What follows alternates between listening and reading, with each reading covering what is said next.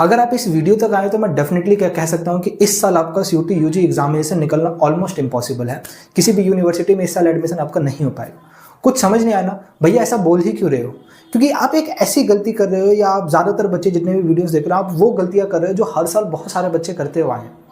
हमने पिछले कई सालों में बच्चों को ऑफलाइन हो चाहे ऑनलाइन हो बहुत सारी जगह पढ़ाया, और हम डेफिनेटली ये आराम से कह सकते हैं कि ऑफलाइन में ऑनलाइन के कंपैरिजन बहुत अच्छा रिजल्ट आता है। हालांकि अगर कंपेयर करा जाए तो ऑफलाइन से कई अच्छे टीचर्स आपके पास ऑनलाइन अवेलेबल है, ऑफलाइन से कई ज़्यादा अच्छा मटेरियल आपके पास ऑनलाइन अवेलेबल है, लेकिन फिर भी ऑफलाइन वाले बच्चों का रिजल्ट हर बार किसी ना किसी एग्जाम में, ज़्यादातर एग्जाम में हमेशा अच्छा आता है।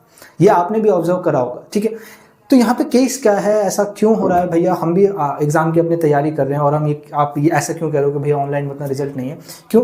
क्योंकि एक बहुत बड़ी प्रॉब्लम है डिस्ट्रैक्शन, ठीक है। आज मैं आपको सीयूटी यूजी 2026 में मैथमेटिक्स की 45 दिन की स्ट्रेटेजीज क्या होनी चाहिए, एक प्रैक्टिकल स्ट्रेटेजीज, एक ऐसी स्ट्रेटेजी नहीं जो आज तक आपने अपने जो भी दीदी भैया जो भी आजकल यूट्यूब पे आपको वीडियोस प्रोवाइड करा रहे हैं विदाउट एनी क्वालिफिकेशंस, कोई मिनिमम क्राइटेरिया नहीं है यहाँ पे वीडियो क्रिएट करने का। जो भी कॉलेज के फर्स्ट ईयर में, सेकेंड ईयर में शायद उन्होंने अपने टाइम पर अच्छा स्कोर करा है, लेकिन आप ये खुद सोच के चलिए कि एक स्टूडेंट आपको स्ट्रेटेजीज देगा तो कितनी ही अच्छी देगा, ठीक है। क्या वो स्ट्रेटेजी एक प्रैक्टिकल होगी? बिल्कुल भी नहीं, क्योंकि एक टीचर जो कई सालों से किसी बच्चे को पढ़ा रहा है वो ऑब्जर्व भी ये करता है कि कौन सी स्ट्रेटेजीज बच्चे फॉलो कर सकते हैं। चार मतलब एकदम खतरनाक वाली स्ट्रेटेजीज दे दूँ मैं आपको, आप फॉलो ही नहीं कर पाएंगे, तो वो स्ट्रेटेजीज किस बात की अच्छी? स्ट्रेटेजीज एकदम 100% आपको दिला सकती है, लेकिन जब फॉलो ही नहीं कर पाओगे तो वो स्ट्रेटेजी बेकार हो जाती है। तो कई ऐसी सारी चीज़ें हैं जो आपको जाननी ज़रूरी है। मैं इस वीडियो में बहुत अच्छे से समझाऊंगा। आप वीडियोस में कोई मेरी ज़्यादातर वीडियोस में कुछ ऐसे ग्लिप्स नहीं आएंगे कि कुछ आ रही चीज़ जो बहुत इंटरेस्टिंग है, आपको देखने में बड़ा मज़ा आ रहा है, एंड तक आप बोरिंग नहीं हुए। मैं इसकी गारंटी नहीं देता क्योंकि मेरे को उतना आता भी नहीं है, ठीक है। लेकिन हाँ, जो चीज़ मैं आपको गाइड करूँगा डेफिनेटली आप किसी भी एग्ज़ाम में हो, चाहे सीयूटी जैसे छोटे एग्ज़ाम में, आप आराम से स्कोर कर पाएंगे। तो वीडियो को एंड तक देखना, और चलिए वीडियो को स्टार्ट करते हैं। हाय बच्चों लोग, मैं आप सभी का स्वागत करता हूं इन डेप्थ सीयूटी के अंदर। मेरा नाम प्रवीण है और मैं आज आपको बेसिकली लास्ट 45 दिन जो कि आपका एग्जाम में बचा है, क्योंकि 11 में से सीयूटी यूजी के एग्जामिनेशन स्टार्ट हो जाएंगे। ज़रूरी नहीं है कि 11 को ही हो सकता है 12-13 को भी हो, और ज़रूरी ये भी नहीं है कि मैथमेटिक्स का एग्जाम 12 से ही हो, 13 से ही हो, कभी भी बीच में हो सकता है। तो ऑलमोस्ट हमारे पास टोटल देखा जाए तो पूरा का पूरा हमारे पास अप्रैल है, और लगभग 10-12 दिन हमारे पास क्या नाम है आपके मई में है। तो लगभग हम कहिए कि हमारे पास 45 दिन के करीब डेज हैं एक अच्छी तैयारी करने के लिए। क्या ये 45 दिन काफ़ी है? हाँ, एक तरीके से काफ़ी भी है और एक तरीके से काफ़ी नहीं है। क्यों? क्योंकि देखिए, अगर आप 45 दिन में एकदम शुरुआत से तैयारी करने बैठेंगे इन रियलिटी तो आपको अपनी तरफ से बहुत ज़्यादा मेहनत करना पड़ेगा। अगर आप वो मेहनत नहीं करते तो आप कितना भी कोशिश कर लीजिए, आप वो 45 दिन का अच्छे से आउटपुट निकाल नहीं पाएंगे। आ रहा है बात समझ में? अब आपके साथ जो कॉम्पीट कर रहे हैं वो बहुत सारे बच्चे हैं, ठीक। वो बच्चे जो 1 साल का ड्रॉप ले चुके हैं, ठीक है, 1 साल का ड्रॉप लेके जाए, और वो बच्चे जो अभी क्लास 12 पास आउट करके आए हैं। अब इनमें भी वही बच्चे हैं जिनका सिलेबस कवर हो चुका है, जिनका सिलेबस नहीं कवर हुआ है, ठीक है। तो बहुत सारे बच्चे जिनका सिलेबस कवर हो चुका है, जिनकी तैयारी अच्छे से हो चुकी है, ठीक है, उन्होंने खूब सारे क्वेश्चंस लगा लिए, उनके साथ आप कॉम्पीट कर रहे हैं। कुछ चीज़ें मैं आपके सामने क्लियर कर दूँ, बहुत आसान से लेके चलता हूँ, आपको डराऊंगा नहीं। CUET exam as comparison to JEE mains बहुत इजी आता है, ठीक है। तो एक चीज़ तो अपने दिमाग में ये लेके आओ कि जो आज तक आपको यूट्यूब पे बोला जा रहा है कि इट इज़ बहुत टफ आएगा, बहुत कॉम्पिटिशन है, एडमिशन नहीं हो पाता, बच्चे को ड्रॉप वही बच्चे लेते हैं जिन्होंने बहुत गलतियां कर दी, या बोर्ड जस्ट क्लास 12 बोर्ड के बाद उन्होंने बिल्कुल पढ़ा नहीं है, रैंडम एग्जाम देने गए हैं, किसी एक यूनिवर्सिटी को टारगेट करा था, उसके अलावा किसी और यूनिवर्सिटी में फॉर्म ही नहीं भरा क्योंकि इन्फॉर्मेशन ही नहीं थी, और उनका उस यूनिवर्सिटी में भी एडमिशन नहीं हुआ, और जो दूसरी यूनिवर्सिटी उसने फॉर्म क्लोज कर दी। इन सारी गलतियों की वजह से ड्रॉप लिया होगा उन्होंने, ठीक है। उसके अलावा कोई मेजर रीज़न नहीं है कि कट ऑफ बहुत हाई जाता है, ठीक है। तो पहली चीज़ तो ये क्लियर रखो, एग्जाम बहुत आसान है, स्कोर आराम से करा जा सकता है, ठीक। उसके अलावा competitions as compare to most of the exam बहुत कम है। क्यों? क्योंकि अगर आप किसी एक कॉलेज, किसी यूनिवर्सिटीज़ की बात करेंगे तब तो कंपटीशन इंक्रीज कर जाता है कि भैया मैं उस कॉलेज में 30 सीटें, उस 30 के लिए मैं टारगेट कर रहा हूँ, ठीक है। वो 30 मेरे को भी चाहिए और वो 30 बाकी 20 लाख बच्चों को भी चाहिए, तब तो आप 30 सीट के लिए कॉम्पिटिशन्स करो, तब तो कॉम्पिटिशन आपको बहुत ज़्यादा ही करना पड़ेगा। जैसे कि जेईई मेंस में, अगर मैं जेईई मेंस से एडवांस में स्कोर करूँ, ठीक है, और मैं टारगेट कर रहा हूँ कि मेरे को IIT बॉम्बे का सिर्फ कंप्यूटर साइंस वाला ब्रांच चाहिए, फिर तो कॉम्पिटिशन मेरे लिए बहुत आया, क्योंकि मैं कॉम्पिटिट कर रहा हूँ लाखों बच्चों के लिए सिर्फ वो 50 सीट के अंदर आने के लिए, top 50 seat all India rank आने के लिए। तब तो आपको बहुत मेहनत करना पड़ेगा और ये कॉम्पिटिशन आपको फेस करना। लेकिन समझदारी ये है कि मैं ये सिर्फ ना सोचूं कि मेरे को एक पर्टिकुलर कॉलेज, एक पर्टिकुलर कोर्स चाहिए। तैयारी कर सकता हूँ दिमाग में रख के। जैसे मैं तैयारी JEE की तैयारी आपने कभी करी होगी या करोगी, ठीक है, ये ज़रूर अपने दिमाग में रख सकता हूँ कि हाँ मेरे को IIT बॉम्बे में CS चाहिए। लेकिन ज़रूरी नहीं है कि अगर मेरे को IIT पटना भी मिल रहा हो या IIT BHU भी मिल रहा हो तो मैं वहाँ एडमिशन नहीं लूँगा। अरे बस समझ में। तो आप ड्यू के, SRCC, हिंदू, BHU के मेन कैंपस, ठीक है, हैदराबाद यूनिवर्सिटी का मेन फैकल्टी, उनमें आप दिमाग रख के तैयारी कर सकते हो। लेकिन आपको थोड़े बहुत अपने ब्रॉडर स्कोप सोचने पड़ेंगे, क्योंकि एंड टाइम पे किसी का फॉर्म बंद हो जाएगा, फिर आपको पता चलेगा कि मेरा तो एडमिशन ही नहीं हुआ। तो पहले तो दिमाग का प्रेशर कम करो, ठीक। पहले तो दिमाग का बहुत ज़रूरी है प्रेशर कम करना। अपने लिए कम से कम 5 अच्छी यूनिवर्सिटी डिसाइड कर लो कि ड्यू में नहीं हुआ तो BHU में, BHU में नहीं हुआ तो इलाहाबाद में नहीं हुआ तो जो भी मेरे स्टेट के पास है, BHU भी प्रेफर नहीं करे, कोई दिक्कत नहीं है। आपके पास विश्व भारती है, आपके पास हैदराबाद यूनिवर्सिटी है, गढ़वाल यूनिवर्सिटी, हरि सिंह गौर विश्वविद्यालय, कई सारी university, English foreign university, economic university, ठीक है, मतलब कई सारी ऐसी यूनिवर्सिटी जो कि बहुत अच्छी हैं, ठीक है। मैं आपके नाम भी प्रोवाइड कर रहा हूँ। अपने लिए कुछ 5 चूज़ कर लो जिसको आप अफोर्ड कर सकते हो, जहाँ आप जा सकते हो, जिस स्टेट तक जा सकते हो, जिसकी फीस आपके लिए सूटेबल रहेगी, ठीक है, और जो आपके लिए कोर्स के लिए टॉप 5 में कंसीडर करी जाती है अक्रॉस CUT, अक्रॉस इंडिया, ठीक। इससे क्या होगा, आपके ऊपर एक बर्डन हो जाएगा कि मेरे को बहुत अच्छा स्कोर करना है, ठीक है। स्कोर करना वो अच्छी बात है, लेकिन बहुत अच्छा स्कोर करना अभी से लेके चलेंगे तो दिक्कत वाली बात। हम अच्छा स्कोर करेंगे, 1 घंटे में अपना 100% देंगे, 60 मिनट में 50 क्वेश्चन हो गए वेल एंड गुड, 45 हो गए वेल एंड गुड, 40 हो गए वेल एंड गुड, ठीक है। उस दिन की किस्मत, उस दिन के भरोसे। अभी हमने तैयारी अच्छी करनी है अपनी तरफ से, तैयारी करते समय पूरा 100% देना, ठीक है। तो पहला काम तो ये करना, अपना लोड कम कर लो, ठीक। दूसरी चीज़, आप मिस्टेक क्या कर रहे हो ऑनलाइन में, डिस्ट्रैक्शन बहुत सारा है, ठीक है। देखो, चाहे ऑनलाइन हो चाहे ऑफलाइन, ऑफलाइन के तो चलो बच्चे कोर्स ही पढ़ते हैं, ऑनलाइन की बात करते हैं। एक कोर्स आपको ना लिमिट करता है, कोई भी आपने कोर्स परचेज कर रखा होगा, वो कोर्स आपको लिमिट करता है, ठीक है, कि मेरे को यहाँ पढ़ना है और डेली आके पढ़ना है। तो आपके पास कोर्स हो गया, डिस्ट्रैक्शन कम हो गया, ठीक। वहीं पे आपको कोर्स के लेक्चर्स मिल रहे होंगे, वहीं पे आपको DPPs मिल रही होगी, वहीं पे आपको क्या नाम है टेस्ट सीरीज मिल रहा होगा। तो एक फिक्स हो गया कि इस पर्टिकुलर प्लेटफॉर्म से मेरे को कोर्स करना है, मैं एक फिक्स हूँ।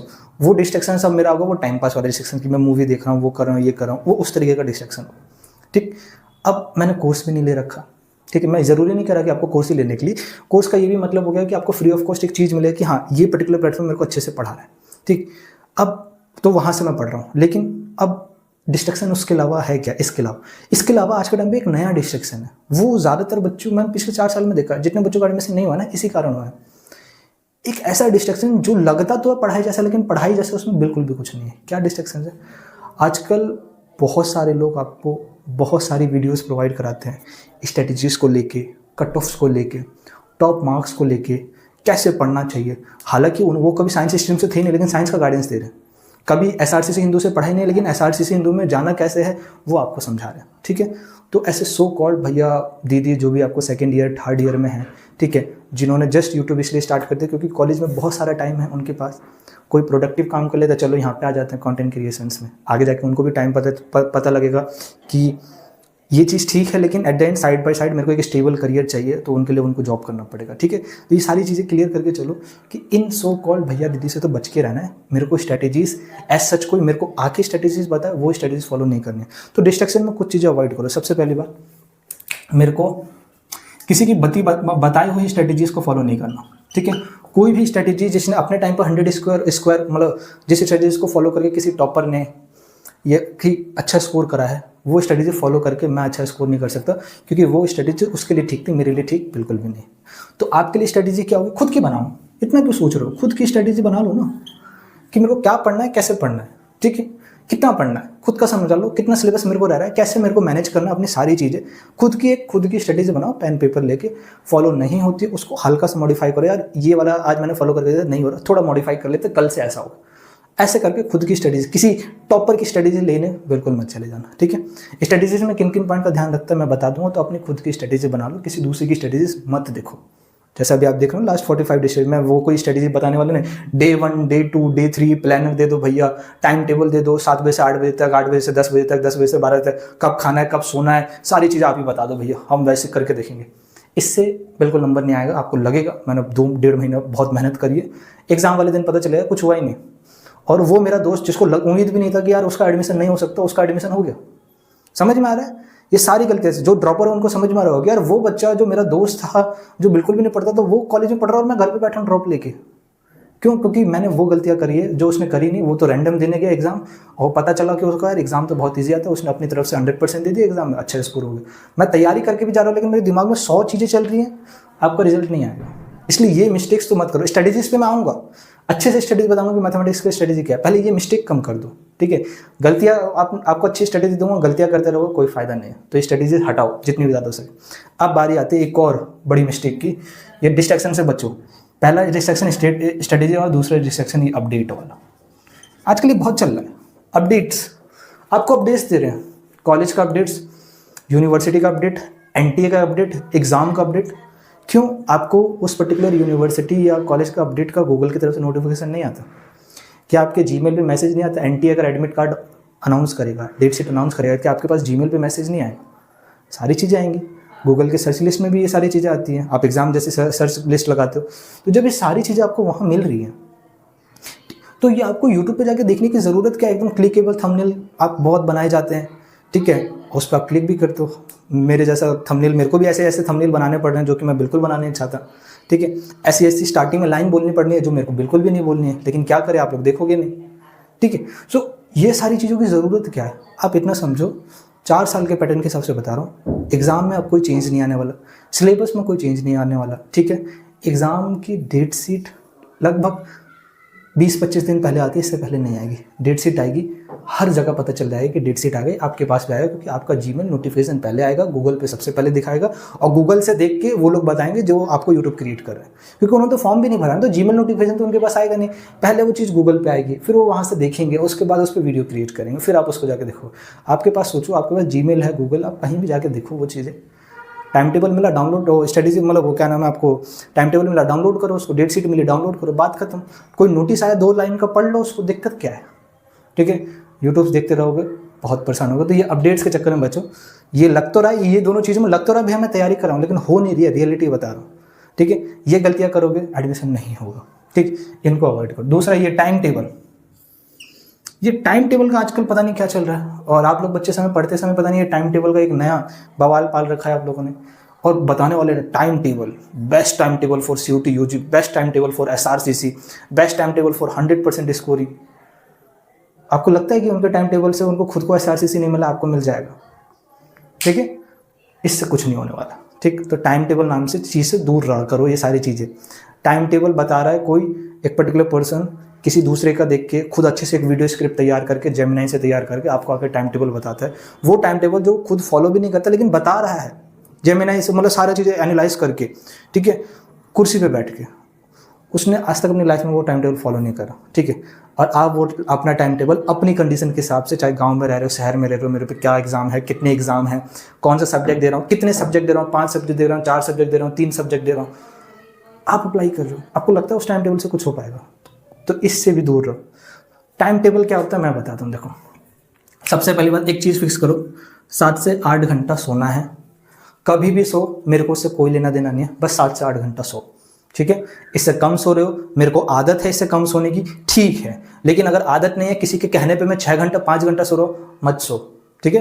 कोई दिक्कत वाली बात नहीं है। 2 दिन अच्छा लगेगा, तीसरे दिन चौथे दिन बॉडी की हालत एकदम खराब होती चली जाएगी। 7 से 8 घंटा सो, कम सो रहे हो, आदत है, ठीक है। अब जबरदस्ती बनाई आपने एग्जाम के चक्कर में किसी की वीडियो देख के, उस आदत को छोड़ दो, 7 से 8 घंटा सो। 8 घंटे से ज़्यादा सो रहे हो, कम करो, चलो कम करो इसको, हैबिट को थोड़ा बहुत ठीक कर लो, 2-3 दिन में ठीक हो जाएगा, ठीक है। ज़्यादा से ज़्यादा 1 हफ्ता ले लो, ठीक कर लो इसको।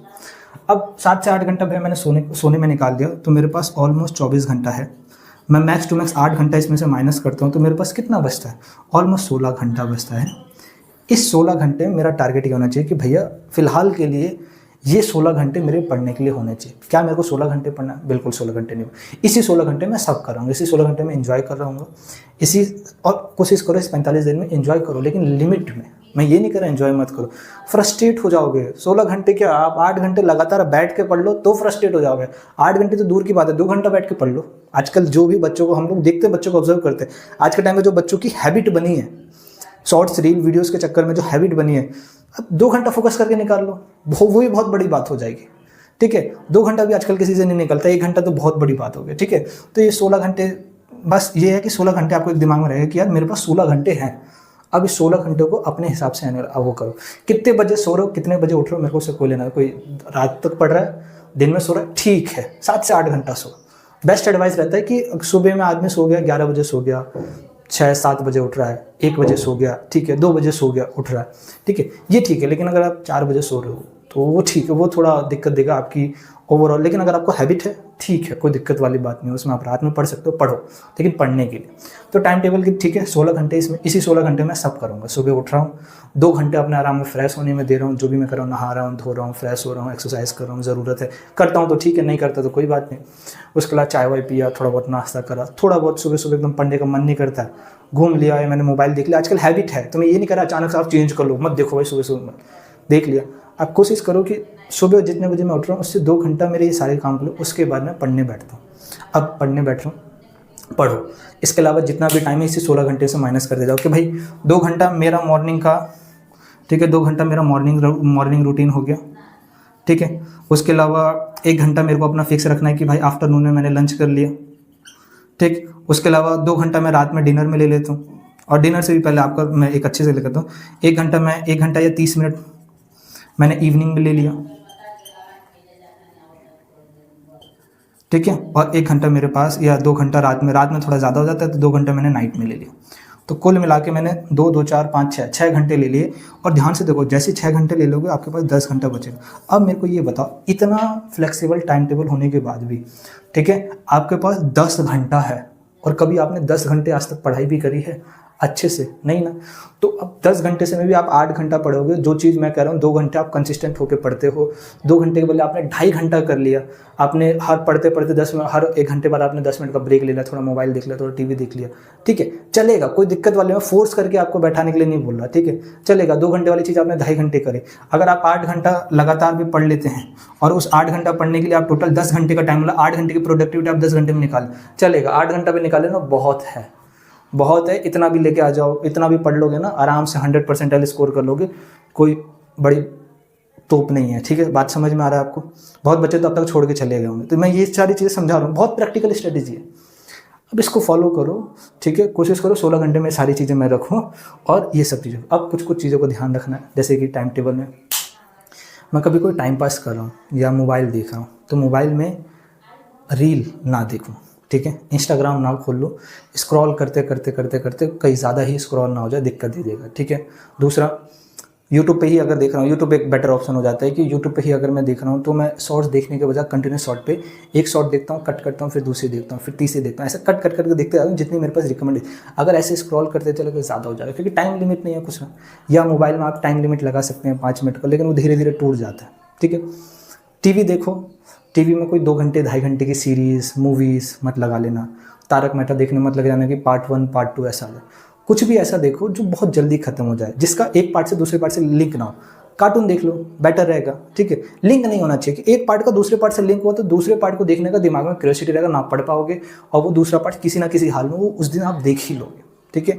तो क्यूरियस वैसे ना हो, कोई आपने स्टैंड अप कॉमेडी कुछ भी देख लिया, एक ऐसी चीज़ देखो जो 10 मिनट 20 मिनट 15 मिनट आधे घंटे यहाँ तक की जो ब्रेक है उसमें 1 घंटे में ख़त्म हो जाए। इसके बाद का उसका कोई लेना देना ना हो, क्योंकि लेना देना हो तो वो भी आपको देखना पड़े, ठीक है। टाइम टेबल अपने अकॉर्डिंग फॉलो बना लो, जो अच्छा लगे। देखो 16 घंटे दिमाग में रख के अपने टाइम टेबल 16 घंटे लिखोगे ना, तब टाइम टेबल अच्छे से बनेगा। ऐसे अच्छे से नहीं बनता 7 से 8 में ये पढ़ूंगा, 8 से 9 ये पढ़ूंगा। अपने दिमाग में लिख लो 16 घंटे, ये 16 घंटे मेरे पढ़ने के लिए है, इसी पढ़ने के टाइम में से मैं ये टाइम निकालूँ। तो टाइम टेबल किसका बना रहा है? मेरे को टाइम पास कहाँ करना उसका टाइम टेबल बन रहा है। मेरे को इसका टाइम टेबल नहीं बना, मेरे को पढ़ना कितना है, क्या पढ़ना है, कहाँ से पढ़ना है, ये टाइम टेबल नहीं होता। तो इस तक का टाइम टेबल छोड़ दो। 16 घंटे मेरे पास टोटल टाइम है, उसमें से मेरे को कितना टाइम पास करना, उसके लिए मैं एक टाइम टेबल बना दे यार, इस 20 से लेके इस 20 तक मेरा टाइम पास का टाइम है, मैं टाइम पास करूँगा, ठीक है। कुछ भी करूँगा, कहीं भी जाऊँ कि भाई मेरे को शाम के 5 बजे, मेरे को 5 से 6 आराम से रिलैक्स है तो 5 बजे किताब बंद जाऊँगा। ये नहीं होना चाहिए कि 2 से 4 में पढ़ाई करूँगा उसके बाद ब्रेक लूँगा, ऐसे नहीं, ठीक है। पढ़ने के लिए तो आपके पास पूरा 16 घंटे, टाइम पास के लिए अपने टाइम टेबल बना लो, ये अच्छा टाइम, यही स्ट्रेटेजी होती है टाइम टेबल की। एक टॉपर्स जो कि आपको कभी बताता नहीं है, हम बच्चों को ऑब्जर्व करते, अपने अकॉर्डिंग टाइम टेबल बनाया करो, ठीक है। और हमेशा माइनस वाली स्ट्रेटेजी फॉलो करो, ये नहीं कि कहाँ से कहाँ तक पढ़ रहा हूँ। टाइम टेबल हो गया। नाउ कम्स टू, बहुत सारी चीज़ें बता दी, ये सारी चीज़ें आपके काम आएगी अच्छा स्कोर करने में। अब भैया आपकी 45 दिन की स्ट्रेटेजी क्या होनी चाहिए, मैथमेटिक्स को लेकर बोल रहा हूँ, ठीक है, स्पेशली,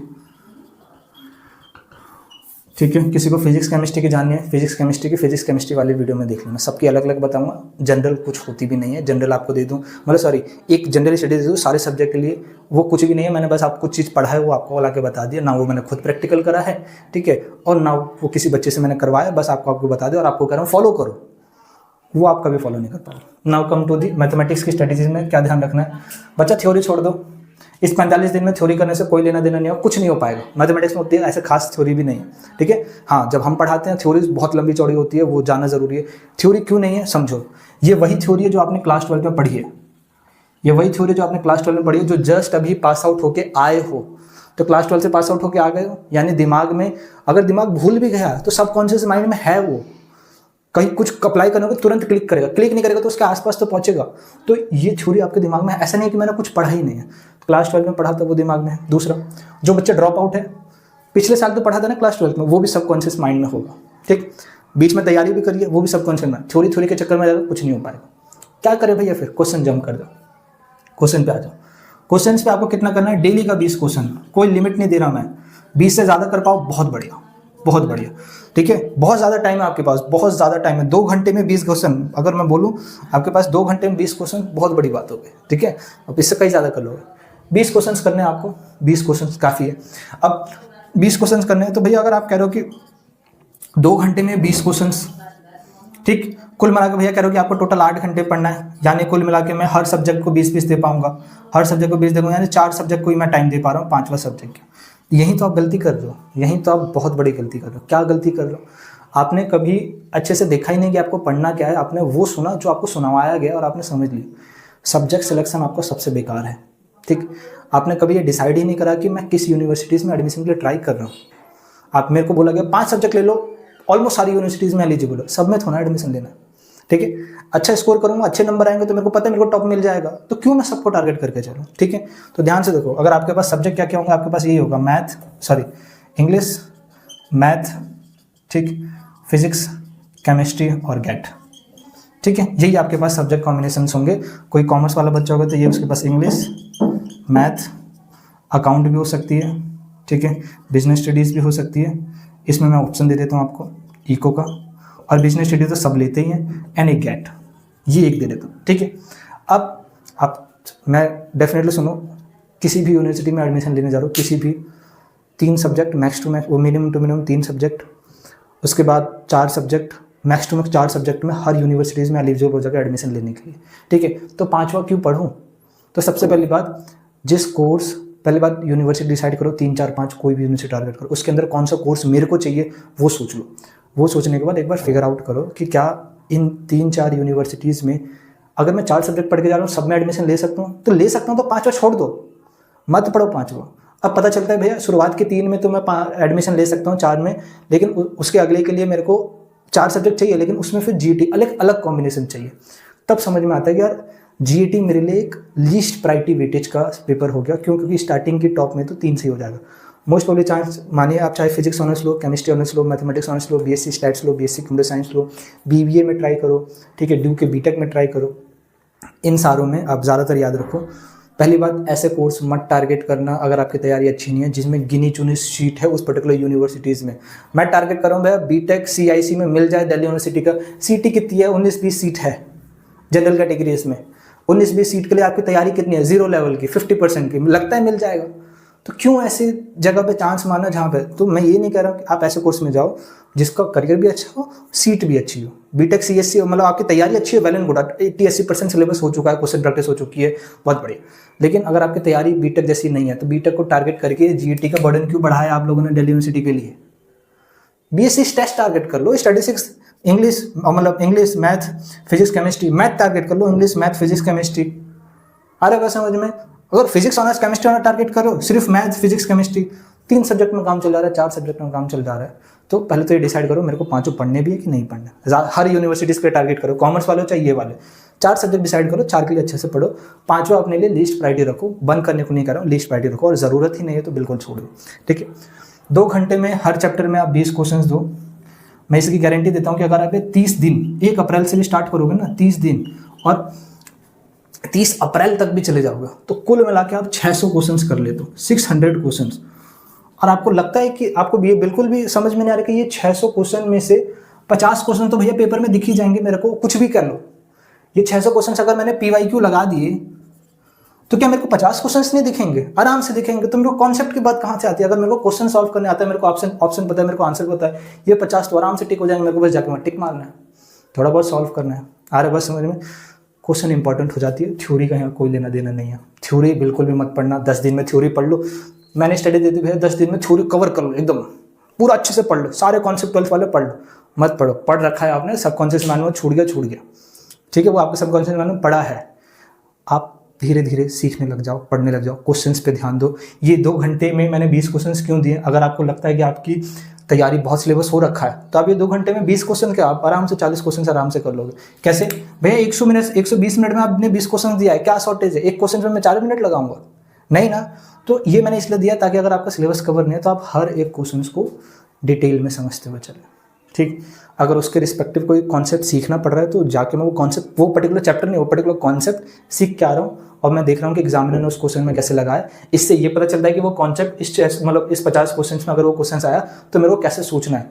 थ्योरी दिमाग में लानी, क्योंकि थ्योरी लेने के बाद भी आपको ये सोचना पड़ेगा कि हर एक क्वेश्चन में मैं किस तरीके से अपने कॉन्सेप्ट का इस्तेमाल करूं। और डायरेक्ट अगर क्वेश्चंस लगाया है, थ्योरी आपके पास ऑलरेडी है, मैं ये भी नहीं कह रहा कि आपके पास ऑलरेडी नहीं होगी, क्योंकि पढ़ रखा है, ठीक है, और भूल भी गए कोई बात नहीं, फिर भी पढ़ रखा है, ठीक है, तो आप आराम से अप्लाई कर पाओगे। तो इसलिए अगर थ्योरी क्लियर है, आप आराम से 120 मिनट में 40 क्वेश्चन तो कर ही सकते हो, 50 भी कर सकते हो, 60 भी कर सकते हो, ठीक है। तो अगर आप 60-50 करोगे तो ये संख्या आपकी कितनी हो जाएगी? आपने 20 के बदले 40 करा तो 1200 क्वेश्चन 30 दिन में।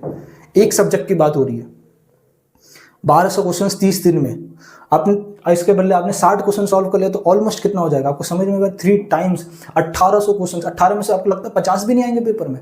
मेरी बात माने, जितना पेपर को मैंने देखा है, एनालाइज करा है, आराम से पेपर आ जाते हैं, आराम से। 4-5 पेपर का भी बर्डन बनाओ ना तो उसमें से भी लगभग मतलब ऑलमोस्ट 80% पेपर में मैच कर जाएगा, ठीक है। तो ये चीज़ को अपने दिमाग में रखो, ये है आपके लिए स्ट्रेटेजीज। ये थ्योरी छोड़ दो, क्वेश्चन प्रैक्टिस पे आ जाओ। डेली क्वेश्चंस करना है, डेली क्वेश्चंस कहाँ पे मिलेंगे?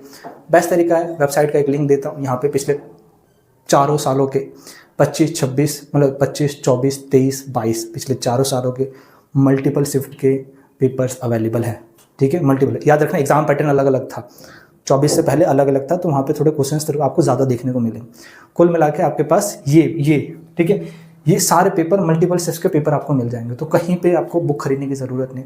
PYQ की बुक वो चैप्टर वाइज होगी, चैप्टर वाइज लगाओ ही मत, चैप्टर वाइज मत लगाओ। अब तो चैप्टर वाइज का टाइम खत्म हो गया।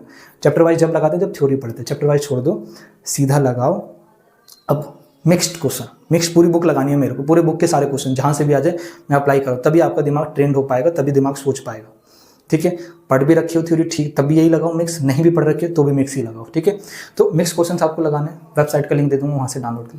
उसके अलावा मैं क्या करा सकता हूँ, मैं आपको डेली इस चैप्टर पे, ठीक है, आज कौन सी तारीख है आई डोंट नो, ठीक है, तो डेली मैं आपको यहाँ पे डेट देख लेते हैं, 1 मिनट रुक जाओ, ठीक है। तो आज आपके पास तारीख है 28 मार्च। 28 मार्च से रोज रात को 9:30 बजे टॉप 20 क्वेश्चंस मैं कराऊंगा। इन टॉप 20 क्वेश्चंस को मैं एक्सप्लेन भी करूंगा, तो जिसको थ्योरी भी नहीं पता है, हर क्वेश्चन की खुद की एक थ्योरी होगी, वो थ्योरी एक्सप्लेन करते जाऊंगा, आपका दिमाग प्रॉपर उसको कैच करते हुए चले जाएगा। डेली ये कर लो, ये क्लास 1 घंटे चलेगी। देखो 1 घंटे में मैंने 20 क्वेश्चन कराते हैं, 1 घंटे में 20 क्वेश्चन कराते हैं, अगले 1 घंटे में आप कितना कर सकते हो, ठीक है। तो मैं क्लास को इंक्लूड करके भी इसी टाइम में बात कर रहा हूँ, इसी टाइम में आपको क्लास को भी इंक्लूड करना और पढ़ना भी इसी में है, क्योंकि इससे ज़्यादा टाइम कहाँ से लेके आओगे। तो 1 घंटे मैंने 20 क्वेश्चन पढ़ा दिए, उसी 1 घंटे में आप 20 उसी को थोड़ा रिवाइज कर लो, जो नया कॉन्सेप्ट सीखा अपनी नोट्स में लिख लो, नहीं है ऑलरेडी लिखा हुआ है तो उस पर हाईलाइट कर लो, यार ये कॉन्सेप्ट मैं भूल गया था, ये मेरे को जब भी आऊँगा तो मैं एक बार ऐसे इसको देखते हुए चलूँगा, ठीक है। एक्स्ट्रा क्वेश्चंस मैं दे दिया करूँगा, उसको भी कर लिया करूँ, ठीक है। बहुत बढ़िया, ये लगभग 30 दिन तक सीरीज चलेगी। कितने दिन तक? 30 दिन तक। ये आपकी 30 दिन तक आपको लगातार चलानी है, 600 क्वेश्चन हमको करने। पर अब आप सिर्फ मैथमेटिक्स में 200 करोगे, 2 घंटे में 200, बाकी जितना भी टाइम बचा है इस 10 घंटे में जितना भी आपके पास टाइम बच रहा है, ठीक है, वो बाकी सब्जेक्ट में लगा दो, उसको मेरे से कोई लेना देना नहीं है, ठीक है। मैं समझा रहा हूँ, ऐसा भी नहीं हो रहा है कि सिर्फ मैथमेटिक्स में ध्यान दे रहा हूँ, बाकी सब्जेक्ट में नहीं होगा। तो 2 घंटा इसके लिए, बाकी आपके पास डेली का आपके पास 4 स्लॉट्स हैं, ठीक है, चारों सब्जेक्ट लगा लो, काम हो जाएगा, ठीक।